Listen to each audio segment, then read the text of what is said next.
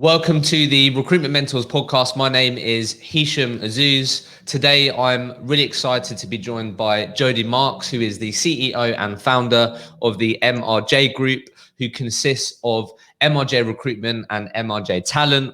Jody is also a non-exec director to a boutique product delivery business called Nebula, and he is also the co-organizer of a tech event meetup called Tech Leads Northwest. Jody has worked in the industry since 2001. He started his recruitment career at Huxley and then worked for Rullion for a good number of years before deciding to start his own recruitment business, MRJ Recruitment, in 2010. So over the last decade, Jody has been really passionate and focused on growing a recruitment business that is truly driven by purpose, not profit. Jody, thanks for joining me on the podcast. Thanks for having me. How you doing? I'm good. I'm excited to unpack this journey of yours. So where we always like to start, the £1 million question. In your opinion, what characteristics and traits do you think make up a highly successful recruitment consultant? Okay, so I think most people always go, "Oh, you got to be really money driven." Yeah, I just think that's just the wrong way about thinking about things for me. I think if you do a good job, money comes.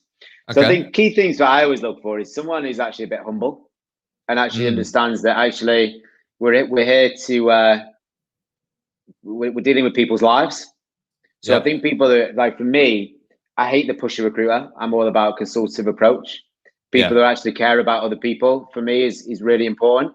But the big characteristics for, I was telling someone the other day in my team about no means not yet. So just because someone says no doesn't mean it's a no forever.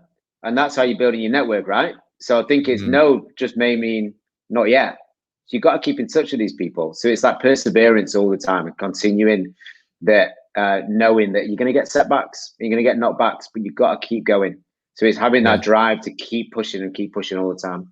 And I think that's really important. Do you think, like thinking back when you started your recruitment career, 2001, if you were going into that environment going, like I'm not really driven by money, like all this, like how would that have landed, do you think? How do you think people would have reacted to that? Is it massively changed? No, I think everyone says the same thing all the time. Like it's my most hated answer when I interview someone. Why are you here? Just want to earn money. Well, you can go and earn money anywhere, right? But if I go back to like right at the beginning, I had no idea what I wanted to do. Dropped out of university. Mum and dad were devastated because I dropped out of university. And then I was working, and my journey was supposed to start in retail. So I was working at House of Fraser, and then I was going to go on the management training course, and then I was told I wasn't allowed to go on it because I wasn't a graduate. Oh wow! So I was like, all right, then I was going to leave you. Then I'll see you later. And then went for an interview one day, which ended up being a recruitment company. And I only went to it at the beginning because Mum and Dad said I needed a job, and it's about time I got off my ass and did something. And so I had no idea what I was going into. So for me, I literally went into it with open eyes. But I remember all these people. It's like it was proper boiler room. You've got a great learning, but I think it just comes with experience, knowing that if you do a good job, money will come. And I think we get a bad reputation, recruiters, because it's too transactional, in my opinion, right? So my style has always been less transactional, more consultative, and money. You will earn good money if you do a good job, rather than the other way around. Does that make sense? Yeah, for sure. So like, just really quickly, just keen to like just get your thoughts on this as we're talking about it, because I would say most successful recruiters that I've interviewed on this podcast definitely would have that mindset and agree with you. So like, in your opinion, like how would you sum up a recruiter that builds transactional relationships, and how would you sort of describe a recruiter that's actually consultative and adds value? Like how would you paint a picture for us of a transactional person and a consultative person? So transactional, good question. I'd say the one who will just farm out a candidate to as many places as they can, don't really care where they end up as long as they get a deal, and it's all about KPIs. So it's about if you send out a candidate, going to be honest with you. So one of the things that we do is MRJ Talent, right? So I'm on site at a company right now, and there's a couple of agencies who we're working with. So we're managing a couple of agencies on site, and they're just farming out candidates to me, but they're sending them out to 10 other places, and they don't really care. Like on the Friday, they're going to get a deal, happy days. But what happens is they're just pushing them in because it's about the money. Whereas me and our approach is less is more. Let's find out, like, consultative approach for me is, let's really go and find out what this candidate is all about, where they actually want to develop. And the amount of times I've turned around to loads of people over time saying, got you the offer, I don't think it's the right job for you. I don't think it's the right job for you. And I'll tell you why, because everything you told me, it's ended up, I don't think it's going to be the right place for you. So I prefer I prefer not to get a deal, but the candidate goes to the right place rather than just thinking about the money, which happens. And that's that. And the biggest difference, I think, between transactional and consultative is MRJ has been built on relationships. And it's not just, we just do one deal here, then we move on. It's not just about the 25% fee. You do one and then you move on. We're more about long-term investment in clients, and our business has been built on reputation rather than cold calling, just farming people out. So I think it's a really defined difference, in my opinion. I honestly I just can't imagine a recruitment business that approaches recruitment that way, in the transactional way, to have survived during COVID. Like I can't see how that would have. I feel like COVID and I feel like you would have I don't know. I just can't see how that would how you would have survived that. You know what? I think COVID's been a really interesting time. I remember that first day, 23rd of March, right? About 4 o'clock, I was pulling my hair out like everyone was, and I was glass of wine up. And I don't think I've stopped since. But I think I just turned around to my team and said, look, honestly, we're not going to panic. We're not going to panic because we've got these strong relationships, and our style of what we do, we're going to come out of it in the right way. What I've noticed is a lot of companies, because of that style, the transactional, which is KPIs, you've got to make X amount of calls, you've got to do this, you've got to do that, and you've got to do that. They struggled quite a bit. Now, the market's busy, and they're going, oh, we've just had our biggest ever quarter in 12 months. Yeah, but 12 months ago, you didn't make any money. Like, I know a few companies that have just done like year on year, 12-month figures, and they've just had a great quarter. But 12 months ago, they did nothing. Well, 12 months ago, our style, because we had these big relationships and it was about that, we just stayed steady and strong the whole time. Yeah, we're doing business, yeah. You know what I mean? So, look, there's a place for it. Don't get me wrong. I think there's always a place for that type of industry, but I think that's where we get a bad name, if I'm honest. Yeah. And the boiler room style, the revolving door, as I like to call it, the revolving door recruiter, which is you're in and out. You've got 3 weeks to try and do a deal, otherwise you're out. I think that's coming back again, but that's why recruiters get a bad name, in my opinion. Yeah. I would definitely like to think that there's like more companies that aren't like that than there is, but I wouldn't be able to say.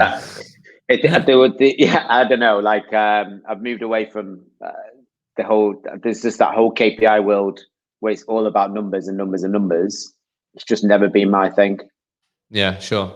So we're going to talk about you building your own recruitment business, but let's just touch on, so before you took that leap and started that journey, obviously, started your career at Huxley, then worked at Rullion for nearly a decade. Yeah. So I guess would you mind just sharing with us, like, maybe you could focus on Rullion or whatever, just the combined experience, like what were some of the key learnings that you took from, because you, as you said, you went in open-minded, didn't know even recruitment was a career option. I feel like you probably had a bit of a point to prove to your parents and your peers that you dropped out of uni and you wanted to make the most of it. But like, what were some of the, I guess, looking back, the key takeaways from that journey before you start your own recruitment business that you probably still live with now, do you think? Do you know what? Joined Huxley. 20 people joined on the same day. 2 months later, 2 of us were left. I joined. I remember. I remember. But you know what? These guys, the Sthree group, made a shitload of money, right? And they've done an amazing job, and they've done some brilliant. And then their models have changed over time. But at that time, it was very. It was very boiler room. But I remember coming in when we're going to offer you a role as a trainee, £5 an hour. And I was like, class, got a job, going to go and tell mum and dad. And it was brilliant. Like, I loved it. It was proper work hard, play hard. And it was great for about 18 months. And I got mentored amazingly. And I joined Rullion because my boss at Huxley went to Rullion and took me with him. And, you know, I'm grateful for that, because actually joining Rullion was just a completely different experience. So where you had like the proper vertical based, hard nosed recruitment at Huxley, you then went to Rullion, which was all about big client relationships, developing clients, winning something large scale, but then nurturing it in a big way. So I got combined the two. So I was grateful for that opportunity. And I was like, nice. You know, and I remember, so like my old mentor, Gareth, and, you know, I'm grateful for a lot of the stuff that I've done today. It's been down to the training I got from him right at the beginning.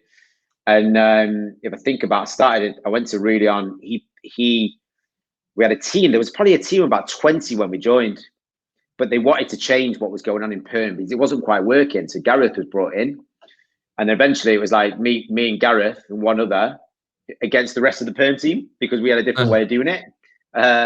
But he put his trust in me, and I was only a young lad at that point. And then over time, we built up a very, very strong, like, the team changed. We built up a super strong perm team. Numbers wise are great, but we combined, I think what me and Gary did, we combined what we had at the Huxley, and combined that with Rullion and somewhere in the middle.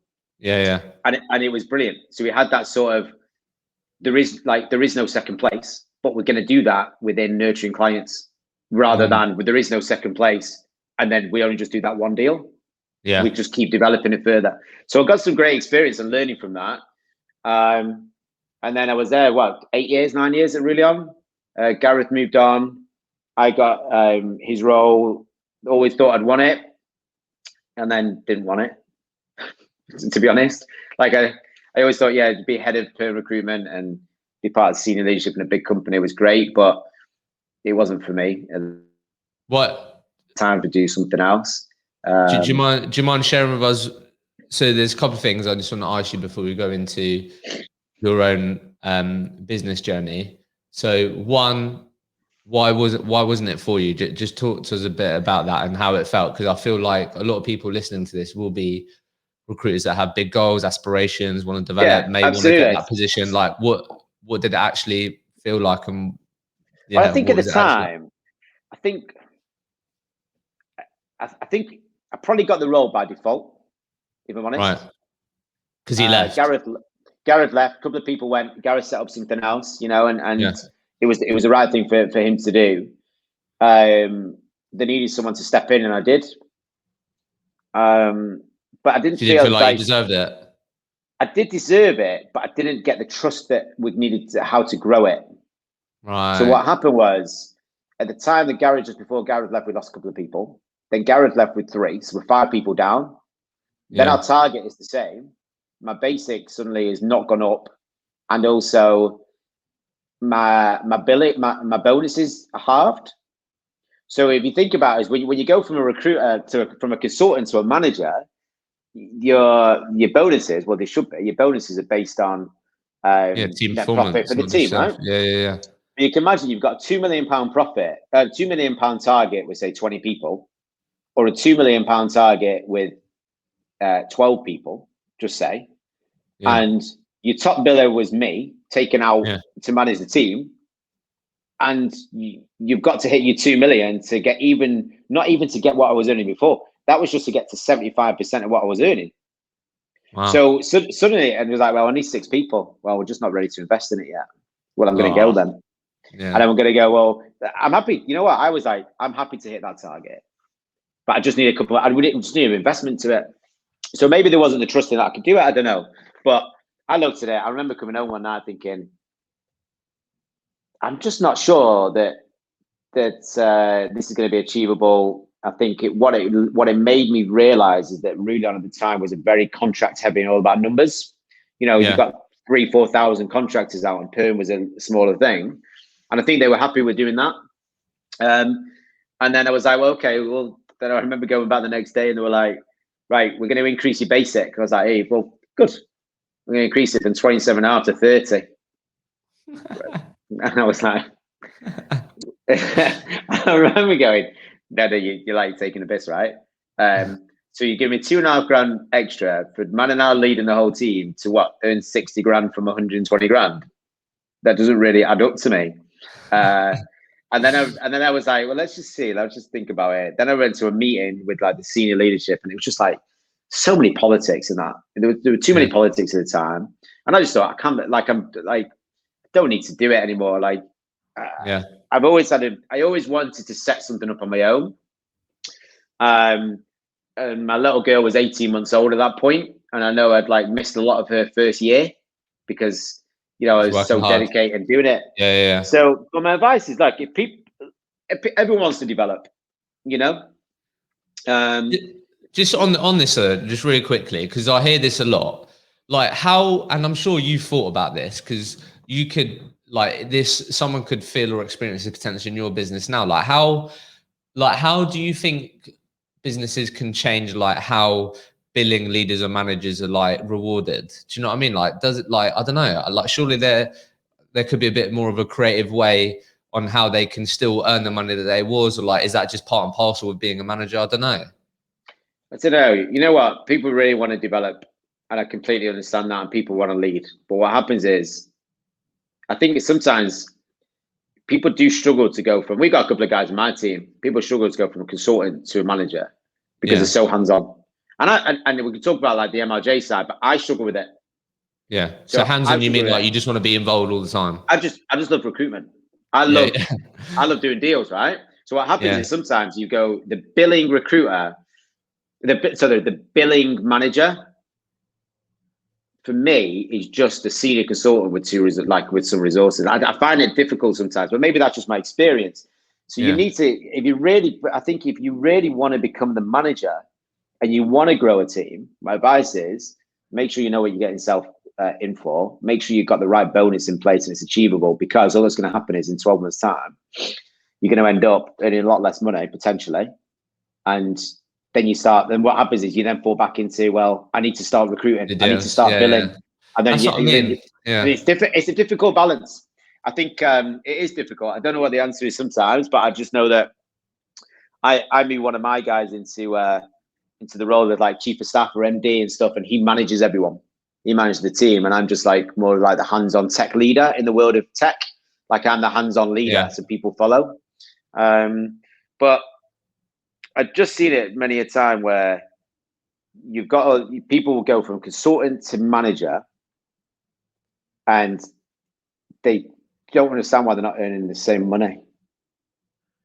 Because does that have to be the way? I don't think it has to be the way. I don't think it has to be a way. Like my guy, one of my guys now is managing. He's got a really strong bonus structure in place. Quarterly bonus that if he hits, he'll earn more money than he was a consultant.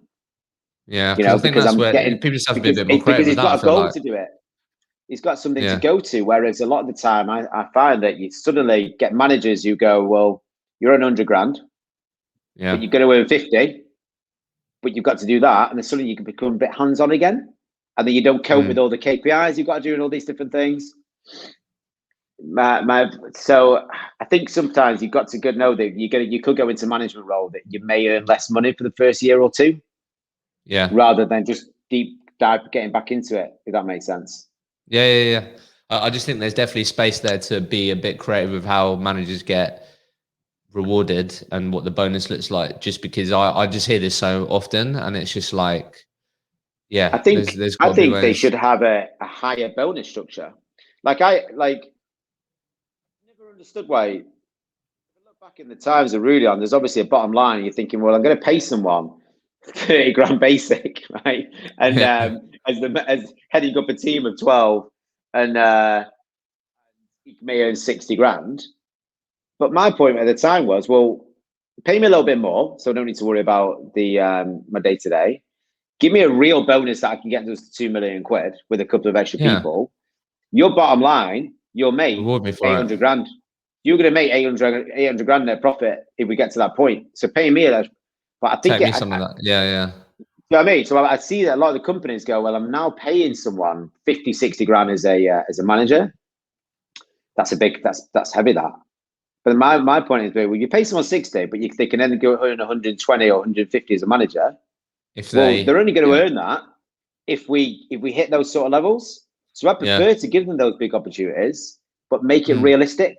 I think a lot of the time managers, but I think the mindset sometimes is, I'm a consultant, I've done it for 3 years, I want to be a manager. I'm earning 50 grand, 60 grand, 70, whatever it may be.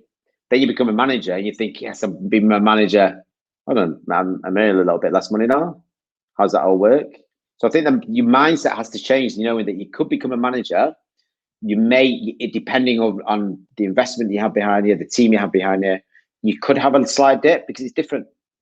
A salesman could make more money than your manager. That's just reality. That's in every company. That's not just recruitment. Yeah, it's got to come back. It's got to obviously evolve to we, not me, isn't it? But I do think anyone listening to this that wants to go on that journey, I think there's space there to be talking to your leadership team or like whoever in your business about how can we get creative. Like, I want a goal where I'm really excited for our team to hear, and how can we structure it in a way where it's like, where financially we can really benefit from it. I'm happy to have a goal that I really go for, but there's plenty of space for that. So I do as well. And just on that point, just in the final bit, I heard someone the other day, right, saying to me, I want to be a manager. I'm now a manager. I'm struggling with how many KPIs I've got to make sure that the team are doing. Yeah. And the team aren't quite hitting the KPIs. That comes down to my KPI world of, I hate KPIs in terms of KPI for KPI's sake. Yeah. So if you put the trust in a manager to do the team, let them develop together, let them develop the team, rather than this person suddenly is not making 3 calls like he's supposed to. And that will actually allow people to have freedom to move their career forward. Do you know what I mean? Suddenly you go become a manager, you think, shit, I've got to make sure this person's hitting 50 calls a day, 20 emails a day. I've got a lot of that becomes the transactional side. And I think sometimes, I think sometimes difficult for the managers to develop further when they're so micromanaged all the time. And that happens in too many. This is not just recruitment. This happens in general, right? You give someone an opportunity, let them go and do it. Yeah, no, really interesting. So let's talk about the last decade then. So obviously told us a bit about the experience that you was going through, got that sort of head of perm position, then didn't quite work out or wasn't what you wanted. Obviously had your little one who's 18 months old. So like, talk to us about, did you have confidence starting your own recruitment business? Was you worried? Like why, like a lot of people say, I'll start my own recruitment business, but never actually do it. So what gave you the courage to take that first step, do you think? Well, I think I was like a couple of years behind a plan. Like I always wanted to do it. And I always thought I could do it. But I went into it thinking, right, I've got money in the bank for a year. Okay. So 12-month runway. If I can't make it work, mindset, if it can't, then I'll get back into recruitment and just be employed. Okay. Fair. But I really, I spent too long trying to think of the name, and I ended up with MRJ. I wanted something really cool, and I ended up with my initials backwards, only because my initials forwards someone else had. So it was like the first 4 weeks to try and sort out a bloody name, and I was like, what's going on there? It's ridiculous. And then one of the, but I always thought I'd do all right. Back yourself. Yeah. Now, like one of the a few months in, one of someone I work with came to work with me for a bit, and it was great. Like the two of us together was really good.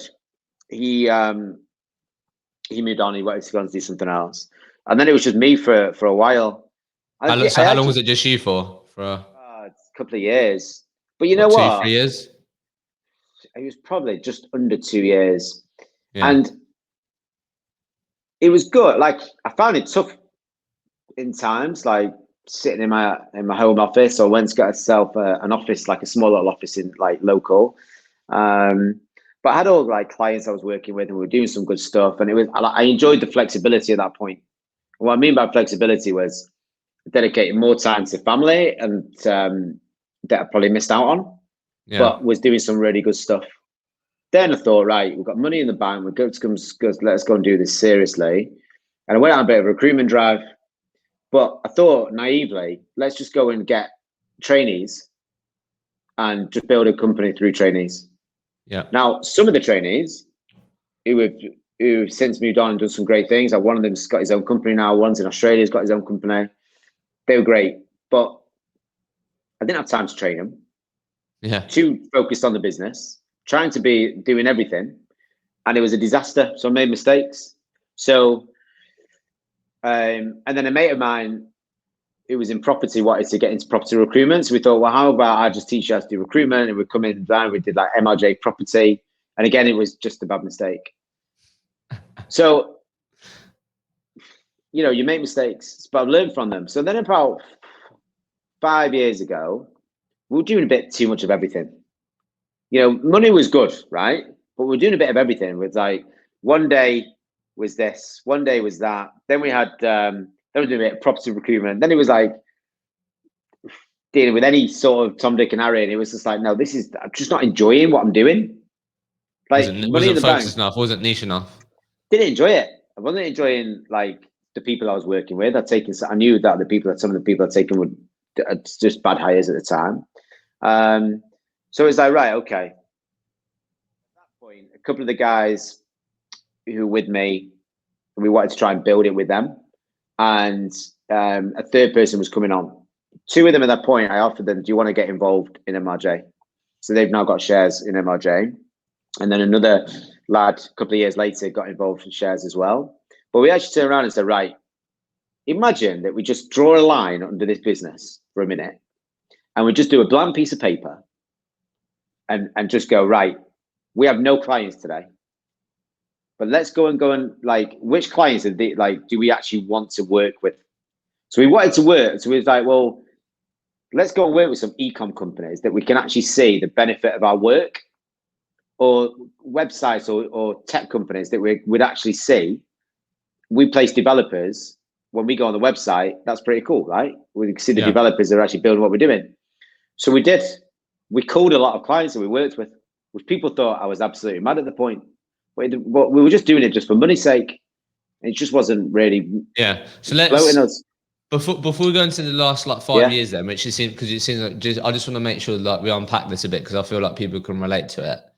So it seems like thanks for being so honest and sharing all of that. So I just want to make sure that people listening to this can, I guess, learn from the mistakes that you've made, right? So firstly, you said around the positives of you just smashing it out on your own, like flexibility, seeing family, money. Like, just talk to us for a second, because I think sometimes people can underestimate this. So I think it's important that we talk about like what were the challenges? Was it the challenges mentally? Was it the challenges, I'm just doing this on my own, I've got no one to share the wins with? Like, what were the actual challenges that you had to work through of you being on your own in those first 2 years, firstly? Yeah. Not having the buzz of just someone around you is tough. Not having someone at the end of the phone is tough. Not having a mentor at the time was tough. Like, for me, was tough.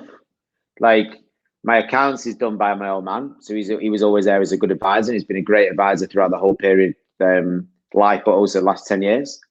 But he was my old man, and we go to football together. So it was like we needed something else. But I think eventually I just lost the buzz of like I needed something more. Yeah. And I thought I didn't just set this up just to be a one-man band. And I could have just carried on being a one-man band like now if I wanted to be. But I just missed people. Like in COVID time, I missed people. The benefit is we've got everyone, I still talk to people all day. But at the time is we just miss people. What I did love about it was, and I still love about it, to be honest, is there was loads of flexibility. You pick and choose whatever you want to do, hour-wise. One of the things I've always liked, I don't have a boss anymore, so I don't have to deal with that. But if anyone's starting out themselves, or if they are a one-man band or a two-man band, my advice to you would be go and get a mentor, or go and have someone you can speak to that you look up to and respect. Because if you can, like, you've got ideas all the time, right? But if you can just go like, I've got this idea, what do you think? Yeah. All they can say is yes or no, but give you some thought behind it. But I didn't really have that except for my dad. The reality is my dad gave me brilliant advice, but, and you know, not many people have that. So my advice to anyone going into a world of like, you know what, your dad's great to get advice. You know, when he's a specialist in accounting, which was very helpful for me, especially starting out. But having like a real mentor and someone you can work with or work alongside someone would be my advice. Doing it on your own is tough. It's tough, yeah. So just on that, because you mentioned it a few times, Gareth having a real big impact on you. Like, what's been your? So it seems like Gareth, that was quite organic. You ended up working for the same business, but how have you gone about getting a mentor? Like, is it as simple as identifying and seeing the people that you do aspire to and you reached out? Like, how would you So I've only recommend start really, those relationships? so if I'm honest, I only realized about two big things. A couple of years ago, the old CEO of Rullion, John, started like having like an hour or 2 hour sessions with me about 2 years ago. We haven't done as much recently, but I haven't needed to. But I can come on to why. But I think at the point it was really useful. But it took me 8 years to get to that point of realizing that. Why did it take you so long to ask for help? I don't know, mate. Because I'm probably too bloody minded, to be fair. I think and thought, you know, naively think that you know everything and I know best, which is like one of the biggest which is one of my biggest weaknesses is I think that's just a lot of people's is you know best, right? Your company, you know best. Your recruiter, you know best. What was it that you helped with then that you least expected? Telling me to focus on what I'm good at. Trying to do too many things was not a good thing. We tried to do some software, it's still live, right? And just do what you're good at. And me, I'm a good recruiter. Am I the best manager? Maybe not. Am I the best leader? I don't think I'm the best leader, but I'm a good leader. Well, it's like a leading from being like my approach. That I'm a leader from hands on. Yeah, leading by example. Yeah. Yeah, I'm not the manager. Like I'm not great. Other things that I just get that I hate, but this needs to be unpacked at a time. Was to grow MRJ, you need to release some stuff that you're doing. Delegation. Right? You was trying to hold on to do too many things. Everything. But you know what? That is one of the biggest problems that I speak to a lot of clients, entrepreneurs, and people, and it's the same with a lot of people, right? Yeah. Like, it's your baby. Why were you like self-reflection? Like, why was you holding on to it? Was it because you just didn't feel like anyone could do it as good as you, or you felt like you could only do it in the way that it needed to be done? I think I just thought, well, I'm the best at doing it, and did my relationships and that just takes a bit of trust. I think it just takes you like trust with your staff. You need to put more trust in them. And you know, I've got people who are better than me now at recruitment. You know, and they're flying. They're doing great stuff. And but I just needed. It took me a time to put trust in them. It just like you build the relationships. You never want the relationship to end, right? So But I think talking to John, I was just remembering going. You turned around to me and said, I'm going to go and build a software platform. 3 years, like the year before I'd sort of called with John would have said, you're bloody mad. Your company's going like this. Yeah. Just continue going like that. But what happened was we'd lost our focus because we were trying to do other things, right? And we thought, so I was like, right, you're right. You're right. Keep the focus of where you're going. Keep that path the way you're going. But having someone to basically bollock you in a way, and put you on that path is important. It just took me a long time to get there, but you know, I think if I look back at that first chat with John, was brilliant. And I can pick up the phone to John anytime, you know, and I know that John would just give me an honest opinion. And I think what happened from there is suddenly the client relationships are now handled by the majority of the team. I've got a couple that I do myself, but the team do it. Like, and then September last year, I was just like, I'm just not enjoying doing this management side and the operational side and having this official title, MD. So we appointed one of the lads. So one of the lads who's got a 10% grant turned around and said, mate, you love all the management and operational side. I want to step back and just want you to own it all. And I just don't get involved in it at all anymore. At all. And I think what's happened is he's doing decisions. Oh, mate, it's the best decision I ever made. Best decision I ever made because he deals with all the crap. I just have the fun now. So, and he deals with he's our chief of staff. I was always, mate, your chief of staff, you're managing the people, you're making sure they've got all the tools, you're making sure they're in the right place. I'm leading the sales activity with the team. You're supporting them in a way and leading it. And it's just released me massively. So I think my advice to anyone starting up would be, if you can get an advisor, get one. Yeah. Not every advisor is going to be the right advisor. You know, I think John was get other people's opinions, get people's thoughts, try and make it so it's not just you. John was brilliant for me.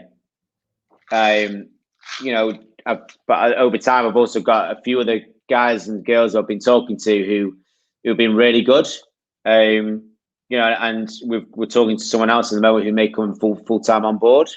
But I've just got involved in as well in a consultancy as like an advisor, funny enough, because you know, and I've learned a lot about building the startup of what it was and the mistakes I made. So I'm hoping that they can use my experience to kick them on. I feel like how I wrap that up is try and don't feel like you know it all and be open-minded to get other people's thoughts and these types. It only takes one thing for it to be worthwhile speaking to someone. Absolutely. Don't try and do everything or hold on to all of the things because you think you can do it best. If you do want to grow a business, a recruitment business, then you're going to have to trust other people, even though there may be some hiccups along the way and you think, oh, I could do this, but long term. Yeah. And then the other thing was then, like you said, having a real focus. I feel like recruitment businesses, they're entrepreneurs and people can be really open-minded and see opportunities and they can go and try and take those opportunities, but then something else is going to be affected. So having a real focus and sticking to it. So what I want to ask you then, and then I want to go into the sort of last few years, because it feels like you've just really turned a real positive corner in the last couple of years. So I guess, how would you sum up then, the learnings from those hiring mistakes? So after that 2-year period where it's just you mainly, then you were right, I'm going to, I need to start growing this. It's just me not enjoying it. Let's get some people in, blah, blah, blah. And you said, it's just so many different failures in there. What were because I think a lot of people can learn from that. What were the 1 to 3 key things that I'm sure you've now used when growing your recruitment business more recently? If you've got time, take trainees. If you don't have time, don't take them. Okay. Time, because someone said it to me the other day, right? A client said to me, because he posted something on LinkedIn and I pulled him up on it. And there was another recruitment bashing. He went, you know what the problem is, Jode? This guy's too young. He's got no experience, got no idea what he's talking about. And he's trying to preach to me. And I was like, you get that. People have got to be given opportunities. So people who want to get in the industry need to be given opportunities, but don't take them at the beginning if you don't have time to train them just because they're cheap. Yeah. You know, I'd prefer, if I look back, I'd prefer to spend more money on more experienced people to start with, who can help you drive your business, to then allow you more juniors. So that's the first thing. Focus on what you're good at and get people who are really passionate about it. And what I mean by that is, people go into recruitment and go, I want to make loads of money. So why do you want to get into IT recruitment? Oh, but it's a really good industry. Well, you've got to be really interested in the marketplace. You've got to be part of the market. So make sure you've got a platform that allows your teams to go and develop within the industry. So that's why we're involved in various different events, not because we don't use it as a recruitment method like a lot of agencies do, which is like, oh, we'll set up this meetup so we can go and get loads of business from it, which is we're here all the time. But for me, it's about actually learning more, being better at what we do. And so making sure you've got a platform in place to allow that to happen in the company. But my biggest mistake I think I made was not taking it too serious at the beginning. I thought it was dead easy because first year we made some money. We thought we may as well spend it, go and get people, and it's just easy. And probably became a bit lazy because money can make you lazy sometimes. Yeah, you can do it. So you make mistakes because you think, you know, they're always going to use me. It's fine, but you're only as good as your last deal. So you've got to keep it going. But I think we hired some really good people at the time. We probably didn't give them a platform to grow as much as I probably should have done, which is why they moved on. But that comes down to my own. I'm not going to release anything. I'm not going to let anything go. But that's what I needed. I needed someone to basically turn around to me and go, "You're not going to grow until you allow others to develop and do things and take ownership and do that." But that just came with experience, I think. Over time. But don't be afraid to make mistakes. Don't be afraid to make mistakes, mate. Like, I was always nervous about making mistakes, which is why I didn't let others manage stuff. But people can only learn if they make a mistake, and we can always rectify it. But also as a business, you're always going to make mistakes. Yeah. It don't matter if you're a £100 million profit company, 20 years old, or you're starting up, you're still going to make mistakes. So let's talk about, let's finish up this, the last sort of 15 minutes here, talking about some of the breakthroughs then maybe that you've had in the last couple of years. It seems like you've been on a real like your own personal real journey. It feels like getting out of your own way, trusting people, like letting people take the reins, recognizing what people are better at.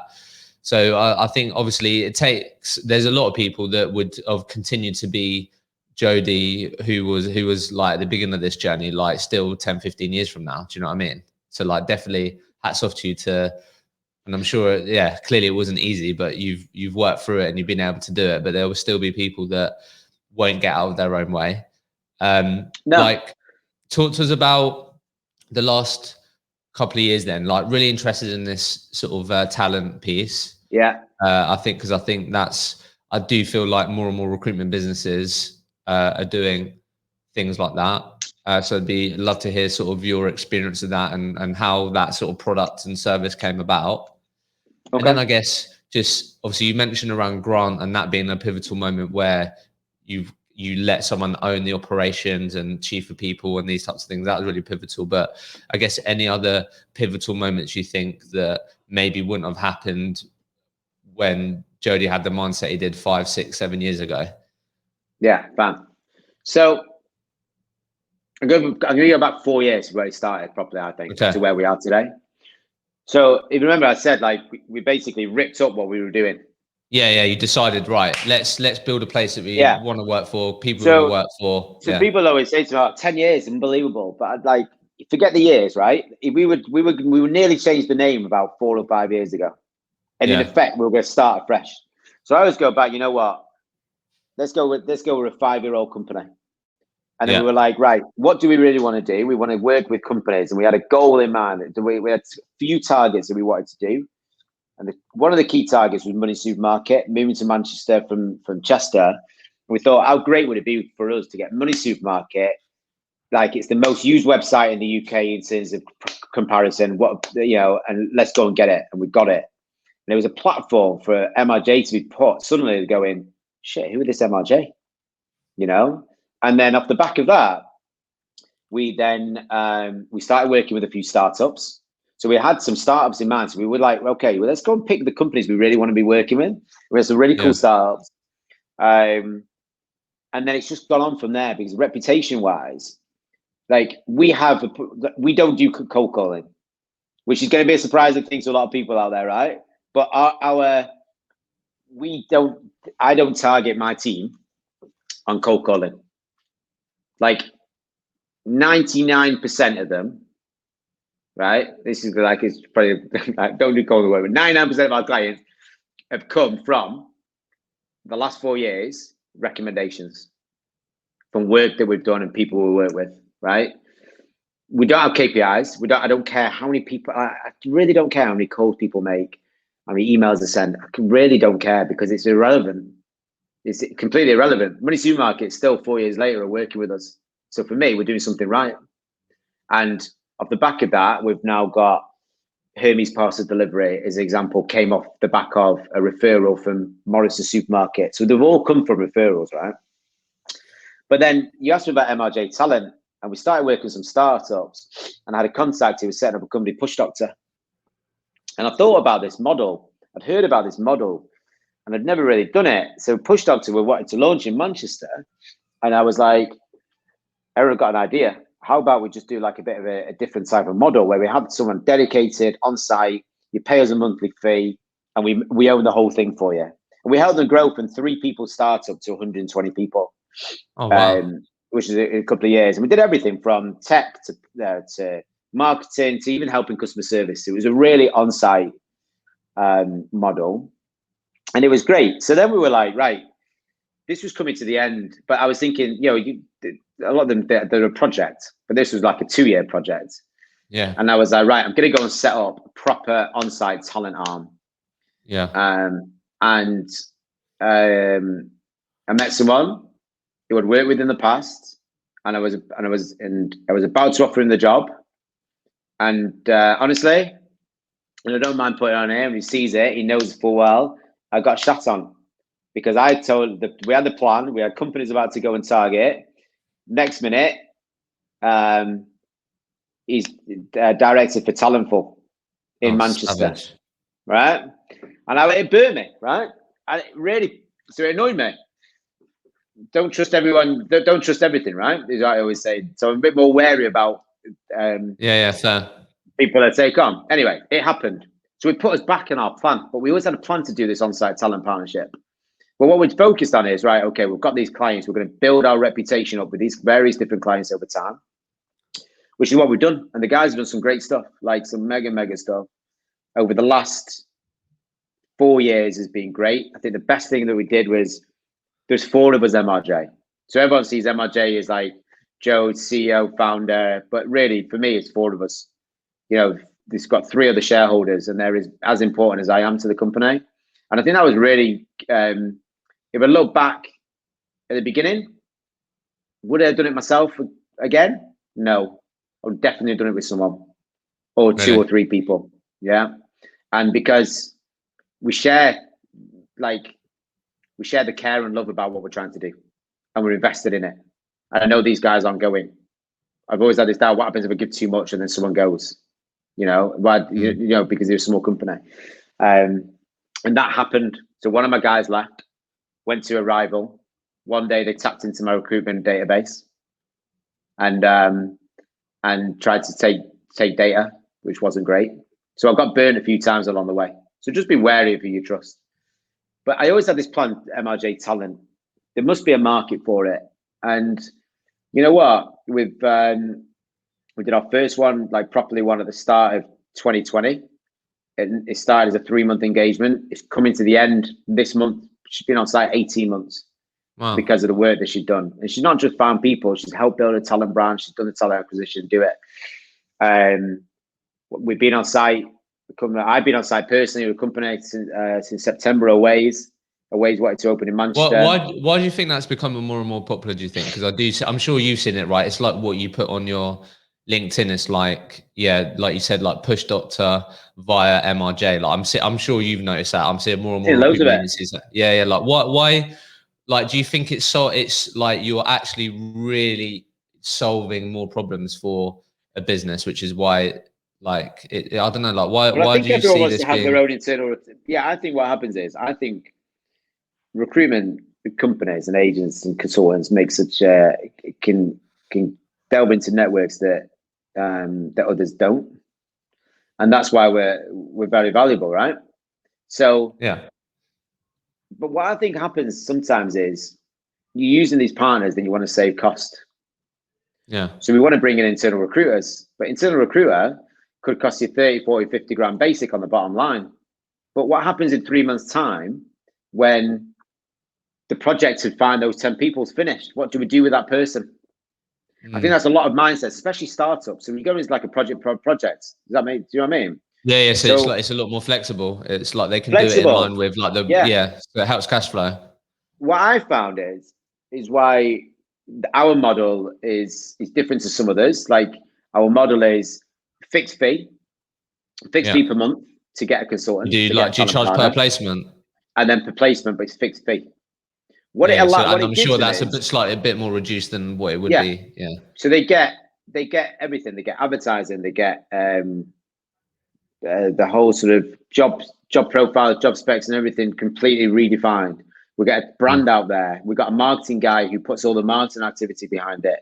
Yeah. We then find the people, but we're motivated still to find people rather than just doing talent brand. And what happens sometimes, what I found is you're inside. We have internal talent partners. I can't get my head around this, right? Sometimes you have internal talent partners, Yeah. who don't recruit, but they then use recruiters. So what's the point of them? Right. Do you know what I mean? So Whereas you can get, because what are they doing? Are they doing like the onboarding? Are they they just doing do the the, interview go where they process? say, oh, we'll do the brand, we'll do the onboarding process, we'll do the recruitment and Right. interview process. So it's just costing them more money. And then when the project's finished, what happens? So, they're there, but what happens is there's no roles to recruit. Yeah, we need to build the brand and those side of things. So we tried it with a few companies and it's worked really well. And we're live with 4 companies now. What are the deliverables out of interest? Like, you don't have to go into like all the detail, but like, what are the? I think people would be interested in like, okay, so if I did, I feel like there would be things that I could add value on if I'm listening to this. But like, what would be the deliverables that you do? Does it vary? Is it, oh, we're going to get X number of CVs per month? We're going to get X number of interviews per month for you. What are the typical Yeah. deliverables? So we don't get focused on. I don't put anything like that in place. It's about Really? because well, one of them we have this. So the CTO said to me at the beginning, "I don't want you. I want this other recruiter because he's my mate, but everyone else wanted us." So for like 6 months, he was going, "How's your 3-to-1 ratio going? How's your 3-to-1 ratio between like CV to replacement?" And it became a laughing joke until they realised that our ratios were better. And I find that actually we're not just there we're finding the people. We don't get targeted how many candidates we find. Okay. We don't get targeted like in terms of we could find them 10 people in a month, but 10 people don't get a job. What's the point?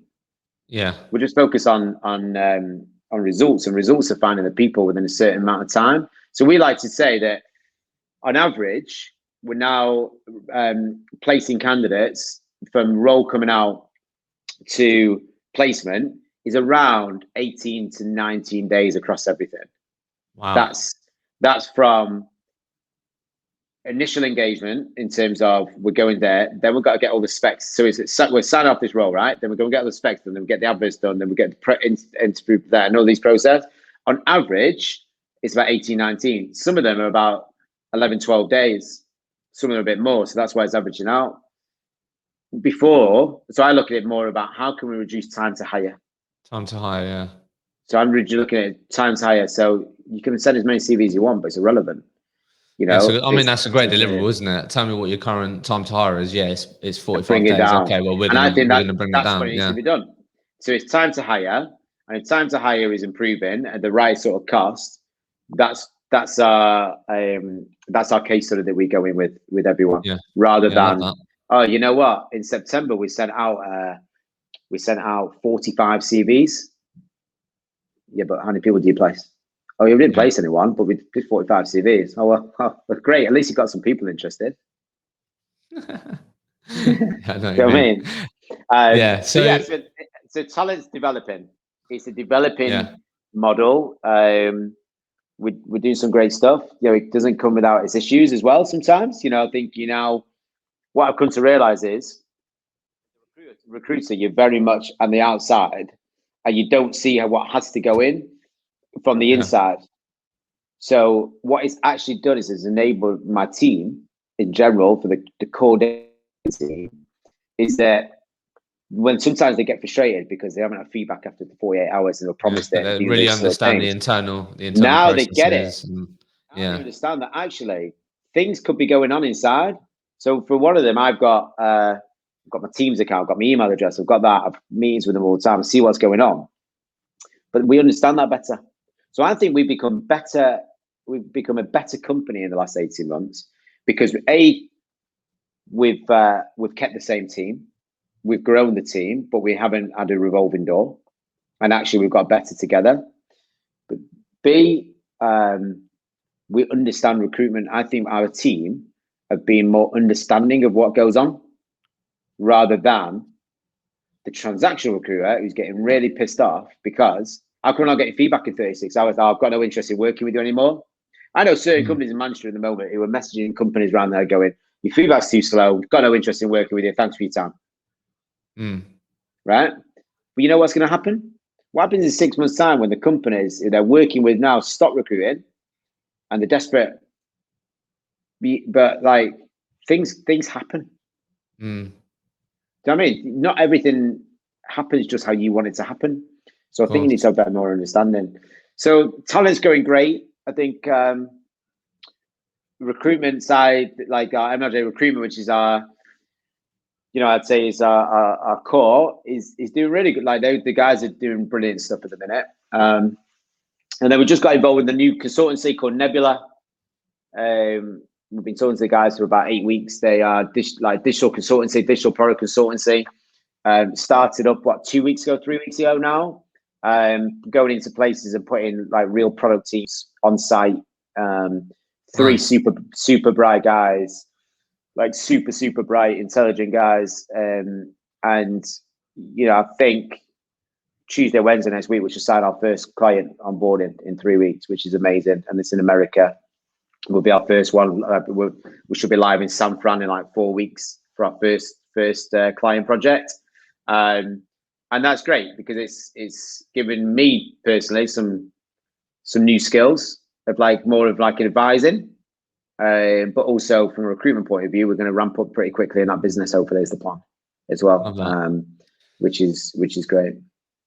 So as we come to the end here, I guess just final question, interesting in your thoughts. I think you've been on such an interesting journey. So thanks for sort of sharing the journey that you've been on and being so honest. Been good. I guess you've been in recruitment for a long time. Clearly, you're someone that's really gone on your own personal journey, being open-minded to how you can do things better and improve and these types of things. Like where do you see recruitment going in the next sort of decade, do you think? What are you thinking about? So everyone keeps saying to me, oh my God, technology is literally going to remove the recruiter, which I just think is rubbish. That's my opinion, right? Technology will enhance the industry and enhance people's decision making, maybe, but it's not going to replace the recruiter. Like, I can never imagine a place, and maybe I'm just naive here, but I could never imagine the interview, the one-to-one interview with a manager and a candidate will be replaced just by technology, which is what people keep telling me. So I think it will enable the human elements of it. I think it will just really, it will make it. Look, where do I think it's going to be in 10 years? So talent partnership is a big thing for me. I think what I'm finding is so talent partners is one. And don't want to give too much of my secrets away, but that's how going to be our big drive for the next few years, I think. And we're learning on the job doing that. We're making some mistakes in that area, but we're getting better as well. I think that what I'm noticing is less and less KPI heavy companies is a good thing. But I also think that the industry is becoming, I think what happened in COVID times is a lot of crap went out of the industry. Yeah. It did. And I think that's a good thing, because I'm seeing less recruitment bashing. Because I think people actually, there's better people in the industry. You're always going to get, in any industry you go into, there's going to be it's not everyone's going to be perfect. But I think if you can keep growing, nurturing, training, and really showing time to develop and health and well-being, then that's a big thing. But mate, where do I think it'll be in 10 years? I don't know where it's going to be in like a week's time. Like, it's like, it changes by the day, right? Yeah, it's exciting. We change, like things happen all the time. Something exciting that's going on Monday in our place we didn't think was going to happen. Then Wednesday we've got a pitch for something which could turn into something ridiculously big potentially, which could change our model again. So we've got to evolve with it. But I think the talent partnership thing is definitely my thing that I'm really excited about. And I'd really like to see a lot more of a lot more investment in training and for the industry, but that's just in every industry as a whole, which is, I think, is really important, because don't expect, my final thing is I always say, is just don't expect that someone's just going to know how to do it. If you're going to take someone on, you've got to give them time. I made that mistake. And I still do it sometimes. It's like, you're paying this person money, you expect it's going to be done like that. Yeah. Ooh, have you spent any time with them to invest in them? No. Yeah, give people a chance, a real chance. Give people a chance. But like, it's a difficult one to answer, mate. But I do think the talent partnership model is, for me, where it's going to be a massive marketplace in 10 years' time. I'd be shocked if there's not a lot more of those talent partnerships overtaking the others. Yeah, that makes sense. Yeah, for sure. Jody, it's been an absolute pleasure. Thank you so much for coming on the podcast. It's been great, actually. Thanks for being super honest, and really excited to see how you and your business evolves. No, mate, really good. Appreciate it. And Thank you. You have a great weekend. Cheers.